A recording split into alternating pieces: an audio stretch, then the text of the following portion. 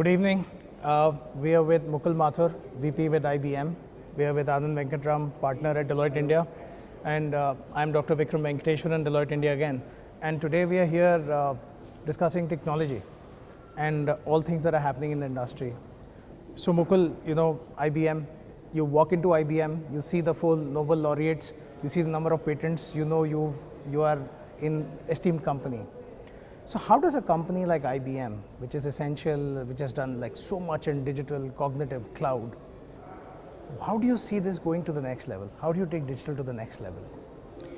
So interesting, Vikram, you talk about it, because as you know, ours has been an industry that has constantly disrupted itself. And with the years that have gone by, and IBM has been now more than a century in the industry. Excellent, Mukul. I think that segues very well with you, Anand.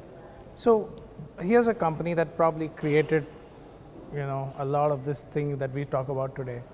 And while they are ready to look at what disruptions are happening and modify their own strategy, how do you see such organizations managing risk? What is different about an organization like IBM managing risk versus the industry in general? Sure.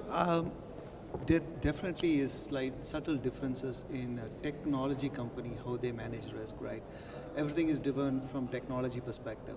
But in case of a big company like IBM, their predominant customer base is the enterprises. So they need to be attuned with each and every industry and how each of their customers manage their risk. And based on that is where their technology, innovation, the research budget, and all those things are getting allocated. So what is going to be the next for my financial services client? What is going to be the next for my consumer business client is what they will be looking at. And that's also the risk that they need to focus on, right? That's the changing customer environment for their end customers. And that's where they need to focus in terms of also focus in channeling their budgets and their research in the next big thing that would impact the business. Excellent. That's a great point. What's next for IBM? You've got Hyperledger Fabric and blockchain and Bluemix and Watson and the wonderful things you're doing with the platforms. You have leadership in cognitive cloud from a technology perspective. You have the ecosystem, you have the technology. So can you give us a sneak peek as to what's coming next from IBM? Or what's coming next from Armonk? You're asking me a question which is much above what I do on a day-to-day basis. But the fact of the matter is everything that you just mentioned, whether it is the cloud, cognitive, the blockchain use case, I think we are seeing tremendous success. We are seeing tremendous engagement. We have now seen, if you see how IBM has been performing the last couple of quarters, our clients, our stakeholders are starting to see almost about 48% of our revenue today comes out of what we call as strategic initiatives around cloud, cognitive. So we are seeing that traction building up in the industry. We are seeing disruption happening everywhere, every day. Mm-hmm.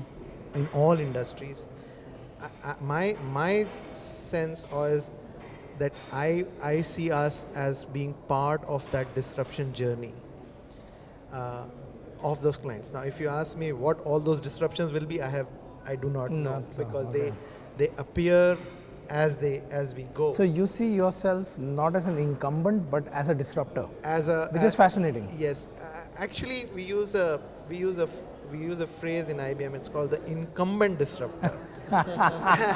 Since you mentioned, and as the phrase goes, is there is a lot you can do. I mean, if you as an incumbent don't disrupt, you are going to be disrupted. So Anand, coming to you, is this how? Because we have very large companies that have fallen off the index. If you look at IBM, probably the only founder member that's still there and still going strong. And a couple of weeks ago, a very major company fell off the index as well. So you see this as the pattern that the dominant player has to continue to disrupt, otherwise they'll get disrupted. And if doing so, what's the risk model here? What kind of a risk model will they follow? Because at one stage they are the incumbent, so they have risk frameworks. While they're disrupting, the risk frameworks will keep moving, will keep changing. So is it like bimodal or multi-speed risk, or how do you define that? Very good question, Vikram. So it is going to be the name of the game going forward, right? With the new companies, new age companies coming in, which are less than 25 years old, we are $1 trillion in or $1 billion plus movement in terms of revenues and things like that. So these companies are looking at different ways of doing business. So if you are an incumbent, as Mukul rightly said, probably that's the right phase. You are an incumbent disruptor, right? So you have to be that. You have to take that risk out. For us, risk management around this, we've always advised that risk has to be nimble, right? So risk management framework has to be nimble. You should be able to adopt yourself, right? As you move forward, change your environment, your operating environment, your customer environment, you should be able to adapt. So that's the strategy that I would recommend in terms of having a very nimble risk management framework and not be stuck in the old ways, right? Be attuned to business more. Look at what your clients want and accordingly manage your risk. That would be a more intelligent approach, which is more a risk intelligent approach to risk management.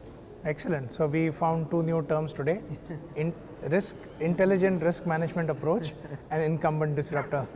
Gentlemen, it was a pleasure speaking to you today. Mukul, always a pleasure speaking to an IBMer, because you continue to lead the world, continue to light the way forward for us. And Anand, I think you're doing a great job managing that relationship. So hopefully better things to come. And have a great evening and enjoy the rest of this con. Thank you. Thank you very much.